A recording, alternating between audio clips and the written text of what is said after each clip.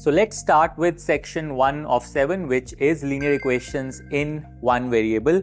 And the first thing we'll talk about here is the balancing method in solving one variable linear equations. Here is our first problem, an SAT sampler and SAT style question.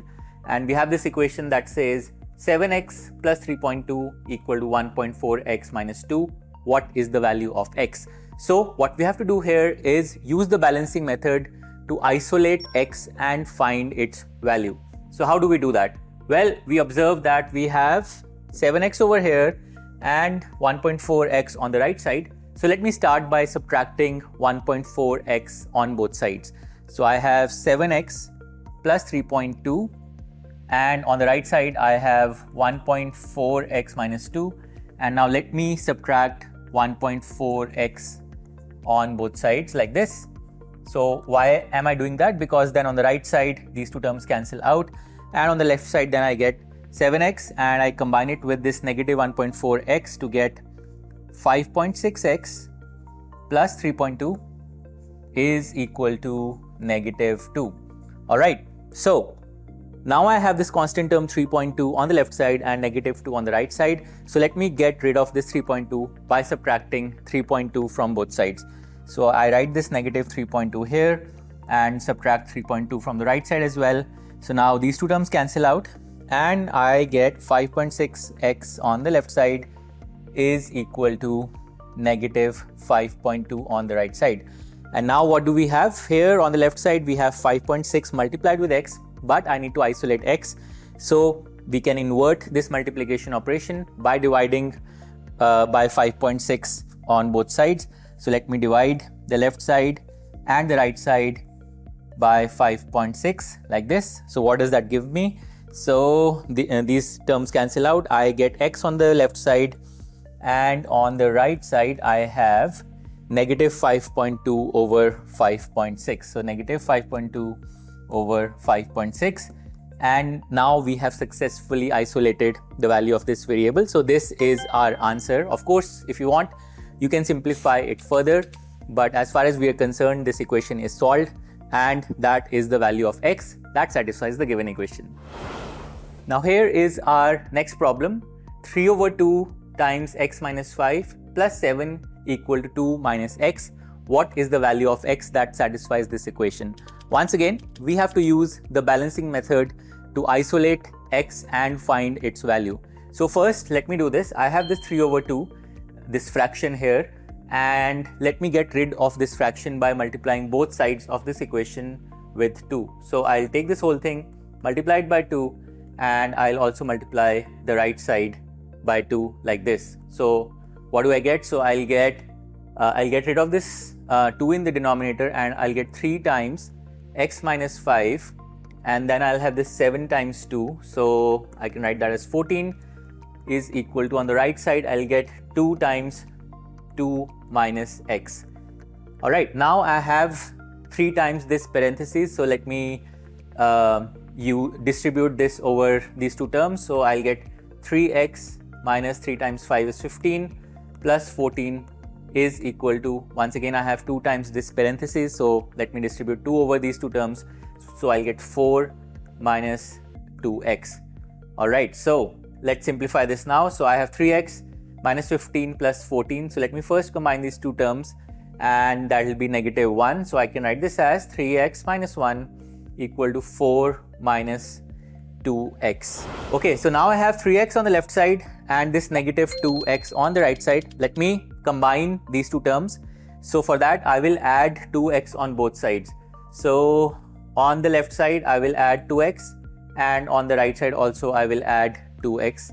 And what does that give me? So on the left side I'll get 3x plus 2x, that's 5x, minus 1 equal to, these two terms will cancel out, and I will get 4 on the right side. And now this constant term, negative 1 on the left side, let me get rid of that by adding 1 on both sides. So I will get 5x minus 1 plus 1. So the plus 1 and minus 1 cancel out. And on the right side, I'll get 4 plus 1, that is equal to 5. And finally, we can what we can do now is invert this product here, 5 times x, by dividing by 5 on both sides.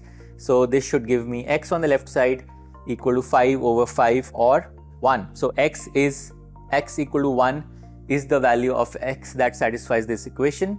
So C, 1 is our answer. Now let's go on to our next theme, using linear equations to find the value of an expression. And the first problem here, once again an SAT sampler, is this problem. If c over 2 plus 1 is equal to 5 over 3, then the value of c over 2 minus 4 over 5 is which of these? Now most students, when they see this problem, what they will do is solve this whole equation, find the value of c, and then plug in that value of c into this expression to find the value of this expression. But there is a smarter way to do this problem. If you observe that you have c over 2 in this equation and you also have c over 2 in this expression over here, that tells you that you don't really have to solve this equation fully. What you can do is, once again, use the balancing method, get rid of this 1 by subtracting 1 on both sides of this equation. So what you will get here is c over 2 plus 1 minus 1. So you're just left with c over 2 on the left side, and then on the right side you get 5 over 3 minus 1, and this gives you c over 2 is equal to, if you now from 5 over 3 if you subtract 1, you will get 2 over 3. So you get c over 2 as 2 over 3, and now what you need is the value of this expression c over 2 minus 4 over 5. So now you can simply subtract 4 over 5 from both sides of this equality. So let's do that. So we get c over 2 minus 4 over 5 is nothing but 2 over 3 minus 4 over 5.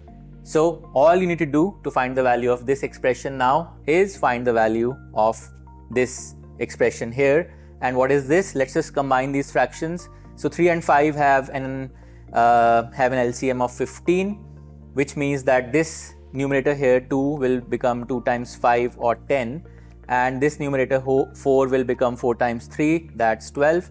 So 10 minus 12, and therefore we get minus 2 in the numerator, 15 in the denominator. So minus 2 over 15 is the value of this expression. So D is our answer. Now here's our next problem, an SAT sampler again. If 3 over 2 minus 5x is equal to 7, what is the value of 15 minus 50x?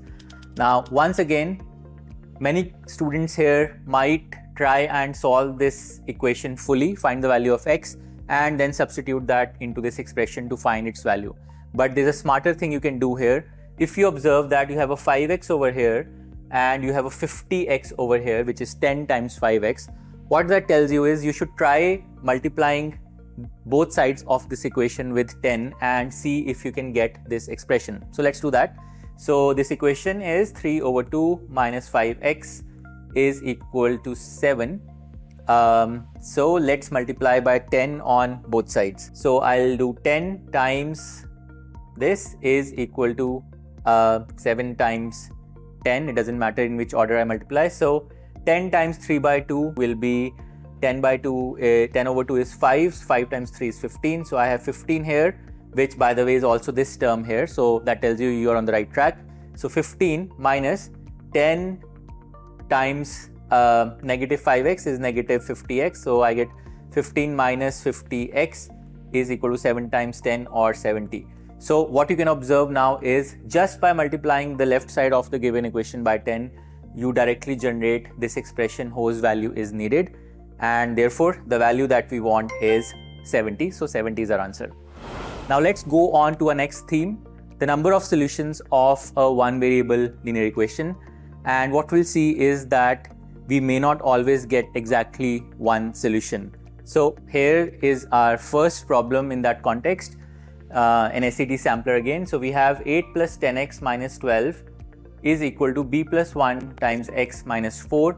For what value of b does the equation have infinitely many solutions? So we have to find a value of b for which this equation has infinitely many solutions, which means that it is true for every value of x.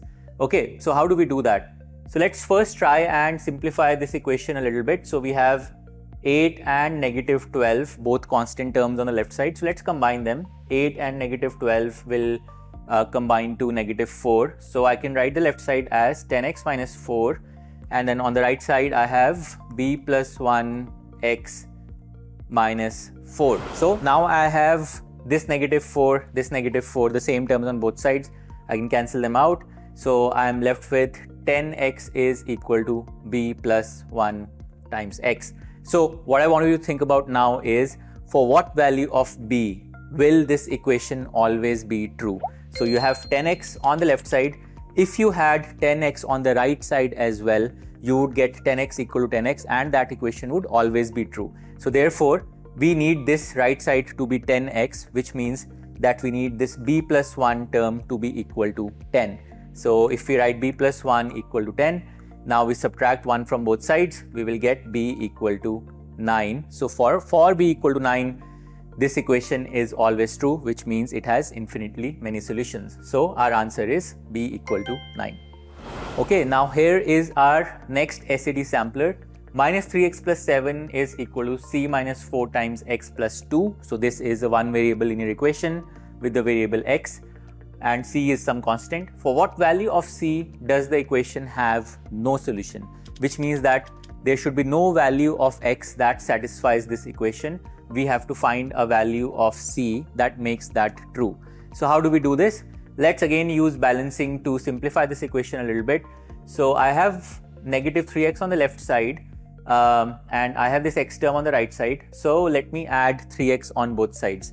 So I have negative 3x plus 7 on the left, and I have c minus 4x plus 2 on the right, and now let me add 3x on both sides. So 3x and 3x like this. Okay, so these two terms cancel out. I have 7 on the left side now, and now let me combine c minus 4 times x plus 3x. And how can I do that? So x is common between these two terms, so I can combine this by writing c minus 4 plus this 3. So c minus 4 plus 3 times x plus 2. Okay, now I have this 2 over here on the right side. Let me get rid of this by subtracting 2 on both sides. So I'll get 7 minus 2 on the left side is equal to c minus 4 plus 3. So if I add up this negative 4 and 3, I get negative 1. So I'll get c minus 1 times x. So this finally simplifies to 5 is equal to c minus 1 times x. Okay, now coming back to our original question, we want this equation or this equation to have no solution, which means that there should be no value of x, which makes this equation true. Now if you think of some random value of c, let's say if you take c equal to 10, you will get 5 equal to 10 minus 1 is 9, so 5 equal to 9x, and that will give you some value of x as the solution. The only situation where there is no solution of this equation is if this whole term itself becomes 0, if this coefficient was 0. So if c minus 1 were to be 0, what would you get on the right side is 0, and the equation would then become 5 equal to 0, which would be meaningless, and therefore the equation would have no solution. So if c minus 1 is equal to 0, which means that c equal to 1, that would make this equation to have no solution, which means our original equation would have no solution. So the answer to this problem is c equal to 1. Now here's our next problem, which by the way is an extension of the previous problem. We have the same equation once again, and the question this time is, when c is not equal to 1, the equation has what type or what kind of solution. So if you remember from our last problem, we had exactly the same equation and we simplified that to 5 equal to c minus 1 times x. So let's write that again. So this simplified to 5 equal to c minus 1 times x, and in the last problem we said that if c were to be 1, then we would get 5 equal to 0, which would be meaningless. So for c equal to 1, this equation would have no solution. But if c is not equal to 1, then what we can do is, we have this c minus 1 times x, we can invert this multiplication by dividing both sides by c minus 1. So we would get 5 over c minus 1 is equal to x. So x would have this value, and this would be a meaningful value because c is not equal to 1 and therefore the denominator is non-zero. So there would be some meaningful solution to this equation and exactly one solution, which would be given by this expression. So the answer to this problem would be a unique solution would exist in this case. Now we start with our next theme, modeling real-world situations using linear equations in one variable. And here is our first problem in this theme. John, a tutor, charges $80 for the first 2 hours and $60 for every additional hour. What equation represents his tutoring charges C in dollars for X hours where X is greater than 2? So imagine that John delivers tutoring for a certain number of hours. For the first 2 hours, his charges are $80, and then for every subsequent hour after the first 2 hours, his charges are $60 per hour. So how do we model this situation, and how do we write an expression for C, the total charges in dollars? So I like to solve such problems by visually modeling or visually drawing a diagram to represent the situation. So let's say that this segment represents the number of hours X that John tutors for. And now let's make this mark over here to represent the first 2 hours of his tutoring, which means that the remaining time would be X minus 2 hours. So for these 2 hours, John would charge $80, and for these X minus 2 hours, John would charge $60 per hour. So the total charges for these many hours would be 60 times X minus 2. So I can write this as 60 times X minus 2 and these many dollars. So to find the total number of charges, all I need to do is to add up these two expressions, 80 and 60 times X minus 2. So let's do that. So I'll get 80 plus, let me distribute 60 over X and negative 2. So I'll get 60X minus 120, and now I can combine 80 and negative 120, and that gives me negative 40. So this will be 60x minus 40. So this would be the expression for the total charges. So this would be the expression for C, which is 60x minus 40. So option D is the correct answer. Now here is our next SAT sampler. A parking lot charges $10 for the first hour and then $4 for each additional 30 minutes or each additional half an hour. If a car is parked for h hours, where h is greater than or equal to 1, what is the total cost C in dollars? So once again, we will visually model this situation and draw a diagram. So let's say that this segment represents the total time h hours for which the car is parked for. And now let me make this mark over here so that this segment represents the first hour, the first 1 hour, and then this remaining segment is the remaining h minus 1 hours for which the car is parked for. Now for this first hour, the charges are $10. So let's write 10 over here. And for these h minus 1 hours, the charges are $4 for every 30 minutes. So $4 for every half an hour. Now if we have h minus 1 hours, how many half hours do we have? So we have twice of h minus 1 half hours, and then this we would need to multiply this expression with $4 because the charges are $4 for every half hour. So we would write the charges for this interval would be 4 times 2 times h minus 1. So that would be 8 times h minus 1, and then we would add these two expressions, and this would give us the total charges C. Okay, so now let's simplify this. So we have 10 plus, let's distribute 8 over these two terms in the parentheses. So we get 8h minus 8, and now let's combine 10 and negative 8, that will be positive 2. So I'll get 8h plus 2. Alright, so the correct option is C equal to 8h plus 2.